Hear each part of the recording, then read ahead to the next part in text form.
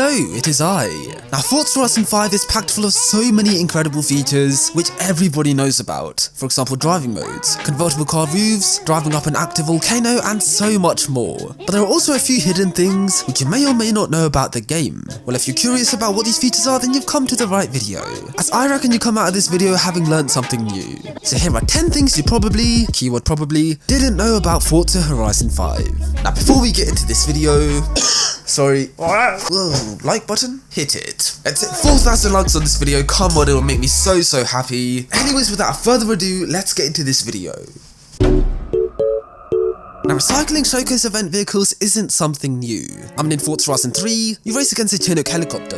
Then in Horizon 3's Blizzard Mountain expansion, you get dropped by the exact same helicopter. And in Forza Horizon 4, you race against a hovercraft. Then in Horizon 4's Fortune Island expansion, you travel to the island in the exact same hovercraft. But these are recycled vehicles in the same game, which isn't exactly mind-blowing. But what if I were to tell you that Forza Horizon 5 has recycled showcase vehicles from Horizons 2, 3 and 4? Well, it's true, as the freight train you race in the Lamborghini Countach in Horizon 5 is the exact same train you see in Forza Horizon 3. It's literally an identical model apart from the colours being different. And not just that, but the plane that follows you around Horizon Mexico is the exact same plane you race in the Jaguar XKRS in Horizon 2. And also the dirt bikes in the first showcase event are the exact same ones in Horizon 4's Spring Showcase event. So did you know that they used the exact same models for Forza Horizon 5? Let me know down below.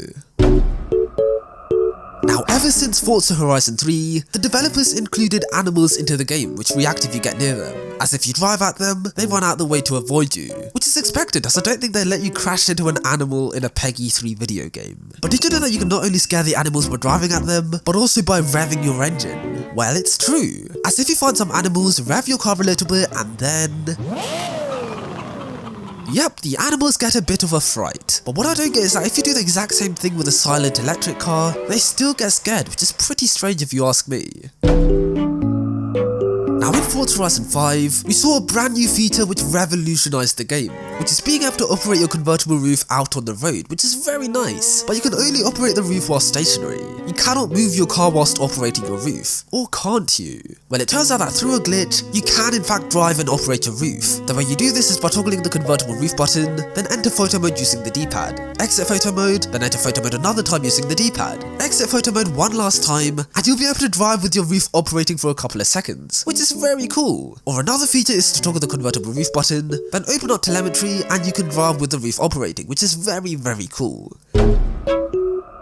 Now, a lot of video games are notorious for their Easter eggs, and Forza Horizon 5 is no stranger to that. For example, you might see these weird looking signs scattered across random parts of the map, which read Edinburgh, Surfers Paradise, Nice, and Colorado.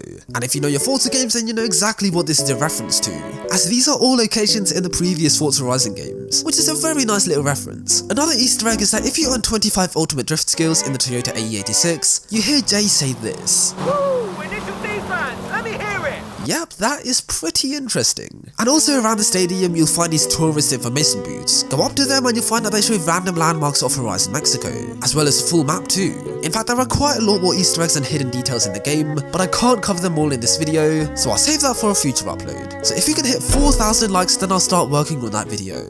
Anyways, into the next feature.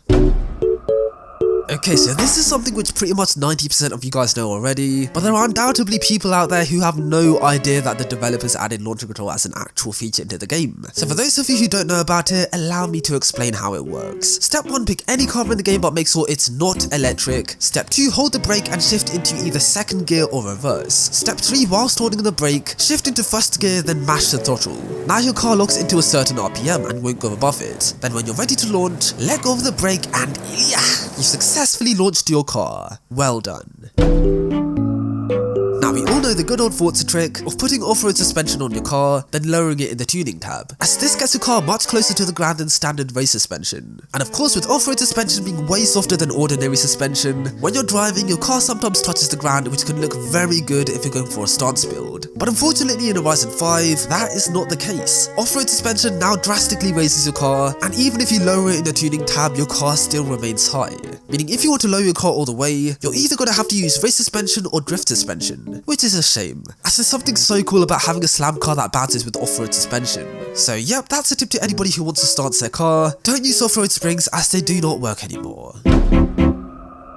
Okay, now this is a very small detail which you may or may not already know about, but I had to mention it again as it goes unnoticed to a lot of people. As if you crash your car in the first person camera angle, your character experiences whiplash as you can see.